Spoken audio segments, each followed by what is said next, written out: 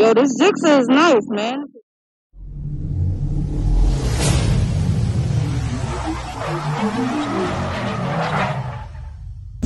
What's up, guys? I'm the voice behind the helmet, and today I'll be doing my first ever bike review.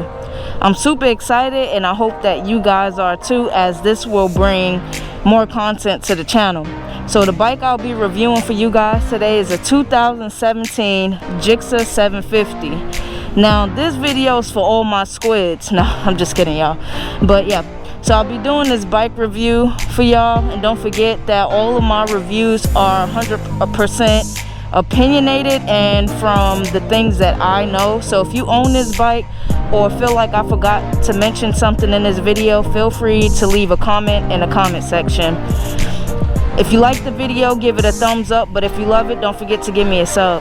Now, before I get into this video, we're going to talk about the price, the weight, body style, and features of this bike, as well as the comfortability. So let's get it, y'all. So the MSRP for this bike through a dealership is going to be a typical listing of $12,299. However, if you go to KBB, which is Kelly Blue Bike for Motorcycles site, you'll see that it will be listed for a typical price of $8,995. So with this being said, when going into a dealership, make sure you do your homework. These dealerships will sell you bikes with 20K plus mileage on it and have a couple of, cosmetic and maybe even mechanical issues, but you'll never be able to tell just because they'll get it detailed and put it on the showroom floor, and just make sure you know what you're paying for.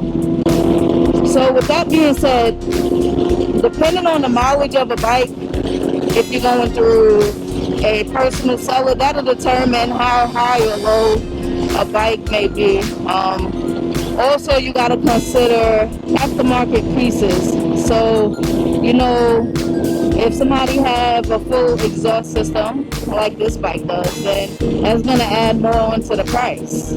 People are going to try to get out what they can for it, but that is the typical listing price for this bike. Traffic is bad right now, but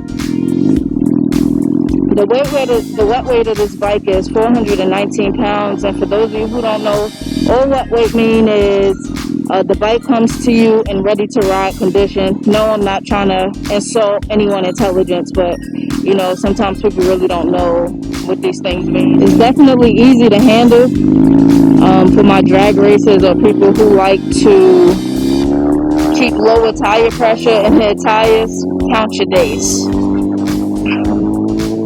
My buddy that's letting me test his bike, he actually likes to keep lower tire pressure just because it gets more stick.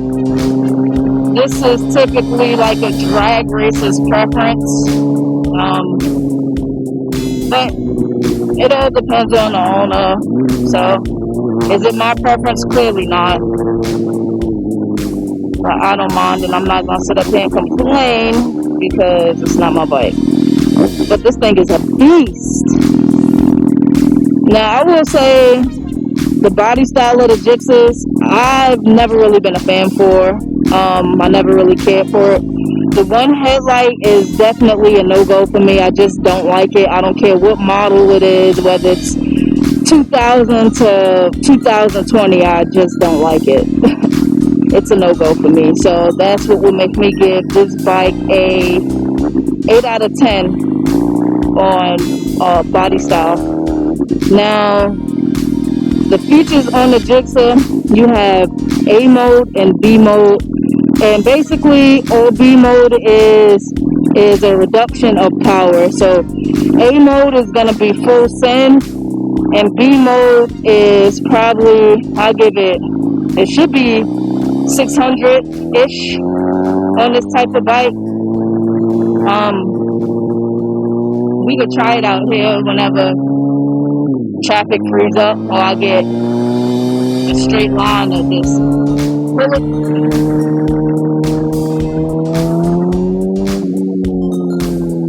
Look at that. This bike sounds so beautiful. But one thing that I do love about the GSXRs is the fact that they come with hazard lights. Now, to me, the smallest thing make the biggest difference sometimes. And, you know, in a worst case scenario, or maybe even if it's a squidding scenario, you know, you lead in a pack, y'all end up doing pulls, and you leave the group. And nobody know where to find you, but all you got to do is pull over, put your hazard lights on, and it'll be much more easier to spot, because when you have a group of people, sometimes people get tunnel vision, so they're not looking for you, or they can overlook you without those hazard lights. I mean, granted, they can overlook you with the hazard lights, but I think it's super beneficial. I wish Cowie's had it. So if y'all look at my last video, y'all see there was a uh-oh moment, and I had posted that, but I didn't have any hazard lights, but a bike is always going to know when to stop. So if y'all want to know where that A and B mode is at, it's right here. And we're riding in B mode now. Let's see what this thing is about. It's not, I can't really feel a difference right now because I'm not going fast. Oh yeah, actually, yeah. That pull is not as great as it is in A mode. Ew, yeah, I don't like that. Yeah, guys, I don't like B mode. I think you would use B mode more so if it's raining, slippery roads, or just something. Yeah, something in that mind. Excuse me, something along those conditions. Maybe even on the track. I don't know. But yeah, I don't like B mode. Back to A mode.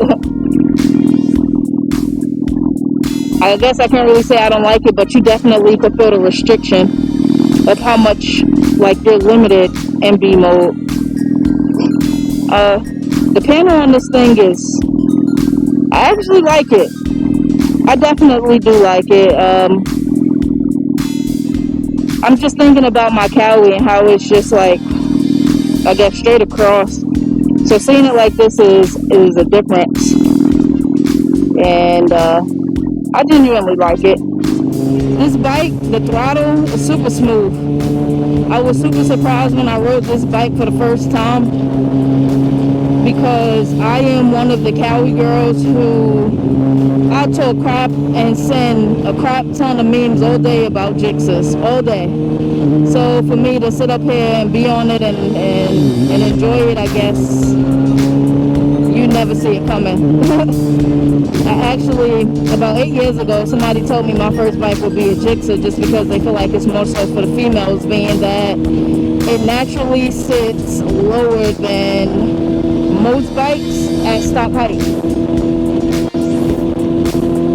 So that's actually beneficial. Another thing about these GSXRs that I do like is that they tend to sit a bit lower than your Cowies and your Hondas. BMW too, because I did sit on one of those bikes. And I never really did a review video because I am about 5'2.5", so we're gonna round that up to about 5'3", right? So I'm always tiptoeing, so I always have to tiptoe, and I don't always feel comfortable, depending on, you know, the roads and stuff, trying to 1 foot these bikes. So the last thing I want is an incident to take place. I drop somebody's damn bike over. It's super smooth. The brakes, the back one feel like it's gonna need to be changed soon, but it's a lot of it's enough padding left. It's over that 5% mark, so. But yeah, these brakes are almost instant. You ever seen one of those videos where somebody's learning to ride and they go to squeeze the brake and fly over the handlebars? Yeah, that's how I feel. if I slam on these brakes.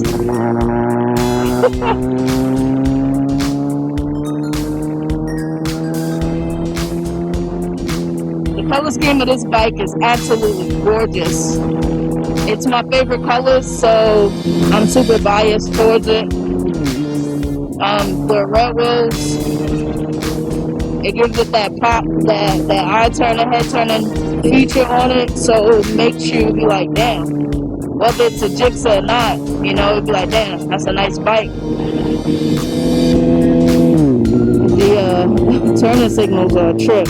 Like, with mine, I just slap it right, but this one, I don't know. It's just, it sits a little bit lower, so it misses a tad bit.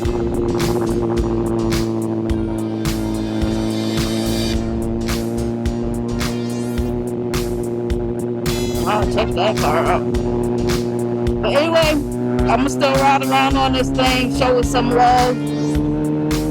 Maybe add in the comments what I thought I forgot, and I hope you guys enjoyed this review. And of course, as always, until next time, guys.